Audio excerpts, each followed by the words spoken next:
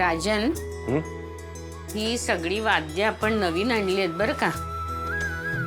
आज आपल्याकडे पालखी येईल ना, वारकरी येतील, तेव्हा ही वाद्य आपण त्यांना भेट म्हणून देणार आहोत। आपल्याकडून एक छोटीशी भेट। वाय, खरंच छान। वारकऱ्यांना फराळ तर सगळेच देत असतील, पण फराळांसोबत वाद्यांच्या रूपाने अभंग आणि कीर्तन म्हणण्यासाठी एक ऊर्जा आपण त्यांना देतोय। ही कल्पनाच खूप छान आहे आई, तुझ्या मनात आलेली। खरंच मला खूप आवडली। राजन, खरं तर दिंडीत चालणाऱ्या वारकऱ्यांना आपण काय ऊर्जा देणार? त्यांच्यासाठी विठू नामाचा गजर हीच त्यांची ऊर्जा असते। फक्त आपल्या हातून त्यांची थोडीशी सेवा व्हावी म्हणून आपण धडपडत असतो, एवढंच। बरं ऐका, मी गोविंदना सांगितलंय आज पालखी येईल, वारकरी येतील, तेव्हा तुम्ही सुद्धा त्यांच्यासारखंच धोतर आणि झब्बा घालायचा बरं का। माझी अशी इच्छा आहे, विठुरायाची कृपा झाली ना तर पुढच्या वर्षी आपण दोघं जोडीनं पांडुरंगाच्या दर्शनाला जाऊया।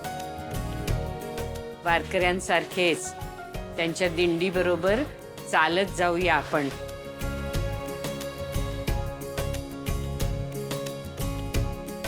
नमस्कार सर, तुमच्या अकॅडमीमध्ये कबड्डी कोचसाठी जागा रिकामी असं समजलं। हो बरोबर। तुम्ही इंटरव्ह्यूसाठी आलात का? होय। बसा। नाव काय तुमचं? कमळी मोहिते।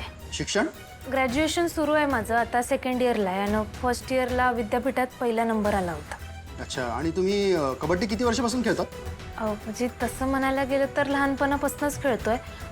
शाळेतनं खेळलो, कॉलेजमधनं आता खेळलो आणि स्टेट लेवलला जिंकलोय बी। त्याचं सगळ्याचं सर्टिफिकेट आहे, मी दाखवू शकतो।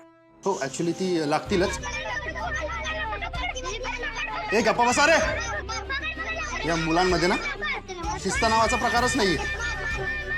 ए, एकदा सांगितलेलं कळत नाही का तुम्हाला? गप्पा बसा।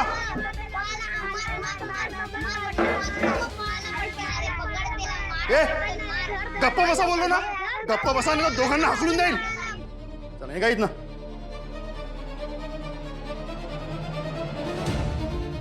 सॉरी,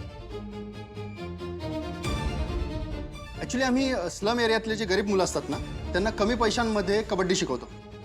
पण तुम्ही बघतातच, त्यांना या गोष्टीची काही किंमत तरी आहे का?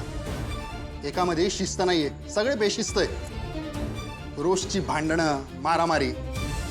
तुम्हाला यांना ट्रेन करायचंय, ती तुमची जबाबदारी।